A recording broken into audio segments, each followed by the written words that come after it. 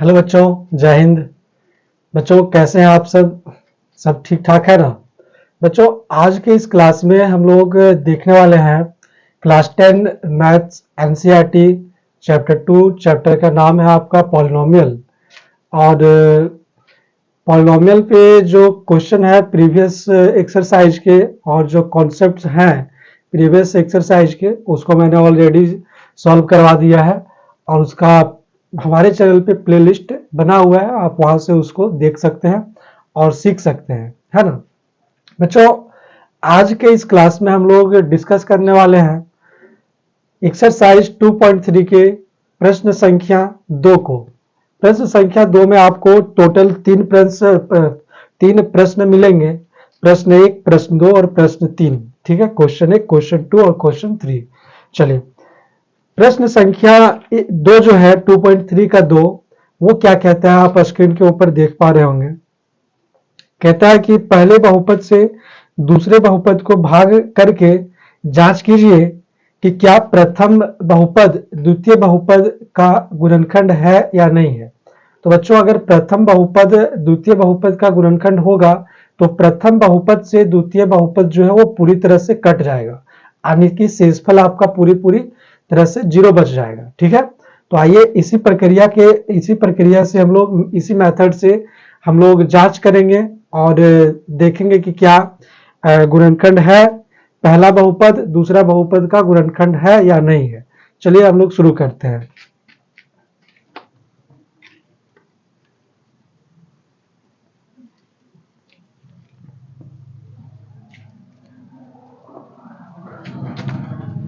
Exercise 2.3 question number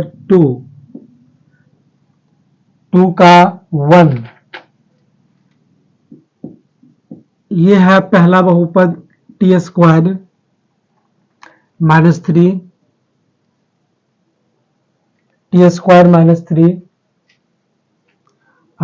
comma 2t square. 2t square नहीं है बच्चों, ये आपका है 4, 2t का power 4 plus 3t cube plus minus 2t square minus 9t minus 12। बच्चों आप इतना लंबा प्रश्न देख करके घबरा मत जाइएगा, क्योंकि जितना ही लंबा प्रश्न है उतना ही सिंपल वे में और सीधा वे में और साधारण तरीके से मैं आपको समझाने वाला हूं, ताकि आपको एग्जाम तक और एग्जाम के बाद भी इस चीजों को याद रखने में कोई समस्याओं का सामना करना ना पड़े। जरा ध्यान से देखिए बच्चों, कहता है कि पहला बहुपद दूसरा बहुपद का गुणनखंड है कि नहीं है। यहां तक आप क्लियर है क्वेश्चन से। चलिए क्वेश्चन आपको क्लियर समझ में आ गया।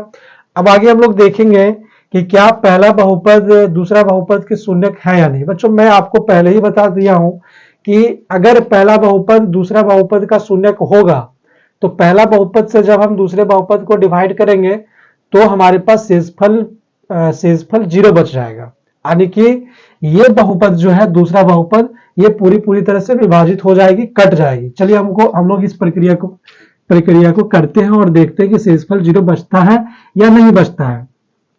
तो हमें भाग देना है टी स्क्वायर -3 से 2t स्क्वायर नहीं 2t का पावर 4 प्लस 3t का power 3 minus 2t square minus 9t minus 12। यही प्रश्न है हमारा जी, यही प्रश्न है। बच्चों भाग देना मैंने आप लोगों को सिखाया था प्रीवियस वीडियो में, प्रीवियस क्लास में। अगर आपने उसको नहीं देखा है तो अवश्य रूप से पहले उसको देखिए, तभी आपको नहीं भी देखिएगा फिर भी आपको ये चीज मैं फिर इस वीडियो में बता ही दूंगा। लेकिन अगर उसको आप देख लेंगे सीख लेंगे तो ये आपके एग्जाम के पॉइंट ऑफ व्यू से बेहतर होगा और इंपॉर्टेंट होगा। चलिए करना क्या है कि इस पॉलिनोमियल का, इस बहुपद का पहला टर्म जो है, पहला टर्म हमारे पास है 2t to the power 4, 2t का पावर 4, और इस पहला टर्म को इसके पहला टर्म से आपको डिवाइड करना है। तो इसका पहला टर्म है टी का स्क्वायर, तो टी का स्क्वायर लिख दीजिए। बच्चों देखिए ऊपर में t हमारे पास 4 है और नीचे t हमारे पास 2 है, तो जब 2 कट जाएगा तो बचेगा 2, यानी ये हमारे पास बचेगा 2t का पावर 2। तो 2t का पावर 2 को आप यहाँ पे लिखेंगे, है ना, और इस 2t का पावर 2 को आप इसमें पूरा मल्टीप्लाई कर लेंगे, यानी कि 2t का पावर 2 को आप मल्टीप्लाई कर लेंगे t का स्क्वायर माइनस 3 में, तो ये आपके पास बनेगा 2t का पावर 4 माइनस का 3 2 जा 6 स्क्वायर। ठीक है, अब इसको आप यहाँ पे लिखेंगे अरेंज करके, 2t का पावर 4 स्क्वायर वाला टर्म है तो स्क्वायर वाले टर्म के नीचे ही लिखेंगे, यानी कि माइनस का 6t स्क्वायर। अब जरा सब्ट्रैक्ट कर दे बच्चों। अब घटाने के क्रम में आपके पास जो साइन है वो चेंज हो जाएगा, ये है प्लस तो ये हो जाएगा माइनस, यहाँ है माइनस तो ये हो जाएगा प्लस। अब प्लस और माइनस आपको पता है कि ये कट जाएगा, ठीक है। यहाँ बच गया आपके पास प्लस का 3t का पावर 3, तो यहाँ पे आप इसको एज इट इज उतार लीजिए, 3t का पावर 3 प्लस का 6t स्क्वायर और माइनस का 2t स्क्वायर, तो घटेगा तो आपके पास बचेगा प्लस का 4t स्क्वायर। ठीक है, अब उतरेगा आपके पास माइनस 9t। क्लियर। अब यहां पर आपके पास एक नया बहुपद आ गया है। अब इस बहुपद के पहला टर्म को इस भाजक के पहला टर्म से आप डिवाइड कर दीजिए, फिर से वही प्रक्रिया करना है। इसको मैं मिटा देता हूं। तो करना क्या है आपको, इसका पहला टर्म से इसका पहला टर्म को इसके पहला टर्म से पहले डिवाइड कर लें, यह है स्टेप नंबर 1, यानी कि t 3t का पावर 3 डिवाइडेड बाय t का पावर 2। तो यहाँ पे देखिए, यहाँ पे आपके पास t जो है ये 3 है और यहाँ पे 2 है, तो 2 कट जाएगा ऊपर वाला, तो बचेगा कितना, 1, यानी कि बचेगा 3t। तो यहाँ पे आप लिखेंगे प्लस का 3t। अब इस 3t से आप इसमें क्या करेंगे, मल्टीप्लाई कर लेंगे। तो इधर देखिए मल्टीप्लाई करके मैं बता रहा हूँ, 3t into T square minus का 3। अब ये आपके पास आ जाएगा 3t का पावर 3 माइनस का 3 3 जा 9t। ठीक है, ये आ गया। अब इसको आप यहाँ पे अरेंज करके लिखिए, क्यूब वाला टर्म है तो क्यूब वाला के नीचे आएगा 3t का पावर 3 माइनस का 9t, तो माइनस का 9t जो है वो यहाँ पे आएगा, माइनस का 9t। अब इसको जरा बच्चों घटा दीजिए, इसका साइन होगा प्लस है तो माइनस, इसका साइन होगा माइनस है तो प्लस। अब ये प्यार से इसे कट जाएगा, कट कट हो जाएगा, और ये यहाँ पे आ गया आपके पास 4t का स्क्वायर। अब ये प्लस का 9t और ये माइनस का 9t, ये भी कट कट हो गया। अब उतरेगा आपके पास -12 उतर गया। ठीक है, अब आपको क्या करना है, फिर से एक बहुपद आ गया है। अब इस बहुपद के पहला टर्म को इस बहुपद के पहला टर्म से फिर से डिवाइड दीजिए, यहाँ पे वही प्रक्रिया यहाँ पे दोहराना है आपको, यानी कि 4t square divided by t square. तो t स्क्वायर से t स्क्वायर खत्म, बचा है 4, तो 4 को यहाँ पे लिख लीजिए। अब इस 4 से इसमें क्या कीजिए, मल्टीप्लाई कर दीजिए। तो इस 4 से आप अगर इसमें मल्टीप्लाई करेंगे तो ये आपके पास आएगा 4t स्क्वायर माइनस का 4 3 जा 12, ये आ गया 12।